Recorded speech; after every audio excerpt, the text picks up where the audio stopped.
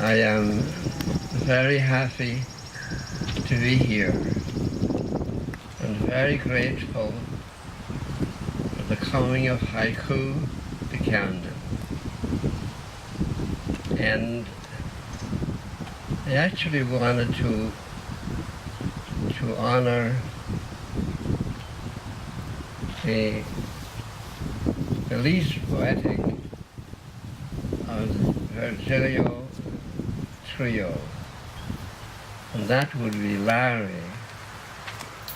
But I just want to tell you, it's good for us to know that sometimes out of darkness comes great light. And there's a lot of darkness in the story of Nick Virgilio, who wanted to be a radio announcer, and he became one at Temple University, and he got a job in Texas, and there he had some sorrow, and he found a person he could love and did love deeply, and she bore a child, but she wouldn't marry Nick. If she had, I don't think there would be any Haiku. So it's out of loss comes mighty gain. And he was devastated. His heart was broken. And he drove his car from Texas to Camden. And he threw the keys away, and he never drove again. And he went to Rutgers Library. He wanted to look at Chinese poetry. And in his search for Chinese poetry, he found Haiku. And he became a genius of Haiku, better than anyone else in this country. And up there now, he's looked upon as one of the best Haiku poets that ever were. Now, is that an amazing story? Out of his tragic suffering, it was like a volcanic eruption, and he poured forth from his broken heart the most wonderful words ever written. He did. And I know that it was Larry Virgilio, who brought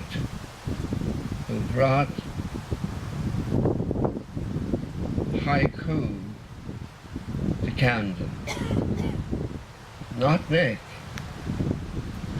It had to have another turn.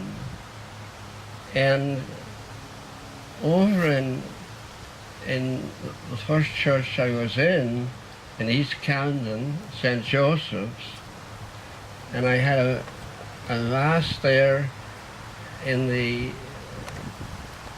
evenings for young people. And one of those masses, it was done in many places in this country. What I did was I went to the Courier Post and I got the list of all those who died in Vietnam from South Jersey. And then for the sermon, I got up there and I read the names. I read 300 names. And when the name that you had on your card was read, you stood up until 300 people, or young people, were standing in the church, each one for someone who couldn't stand. And the card that I got was Lawrence J. Virgilio. And I put that in my pocket, and by this time I was in a different rectory, and I put it in my room, and one day in July, two elderly people came into St. Joan of Arc Church in Fairview, in Camden. And the woman was crying. And the father said, we go through this every July. And so Larry was breaking, or had broken, the heart of his mother, and father too. And they came into the church asking me to offer up a mass for Larry. And so I asked them, had them sit down, and I asked them their names, and it was the parents of Larry Virgilio. And I said, wait a minute. So I could go off, and I sometimes can't find my shoes. And I went up to my room, and I could lift off the desk the name Lawrence J. Virgilio. And I came down with the card, and we all cried. Deep tears. The name that I got in the church, I was brought to his parents with broken hearts of what war had done. And all that tragedy was waiting for the genius of Nick Virgilio. And from that, he wrote the most beautiful elegy haiku that was ever written. And that has been said by the great scholars of haiku. And so then I wrote a letter. I had written letters for 30 years and sent them to people and connected them to the school. And I wrote the letter, and I gave it to the Star Herald. I had friends there then, and they published it in the Catholic Star Herald. And somebody saw it and gave it to Nick Virgilio, whom I'd heard of, but just very little I knew.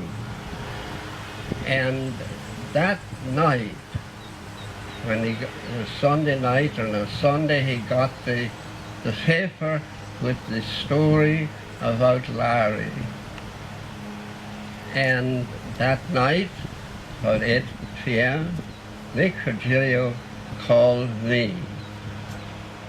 And that was the first connection for Nick Virgilio with Sacred Heart. And it was extraordinary. He called, and there was two sides to Nick. The spiritual side that was so creative, and the other side, a hard-nosed dealer or a hard-nosed ad man. That was the other side. You couldn't believe they could get along, but they did. Those two sides of him. And he really wanted the letter to go into a bigger paper or magazine than. But the next Sunday after that, in the third pew from the back, was sitting Nick Virgilio. And he came every Sunday for years. And he found an audience there that he met. Found them said, you don't meet Nick Virgilio. He wrestles himself into your arms. He just was so genuine. In fact, he was like a child, showing you something he made. And then he stayed at Sacred Heart.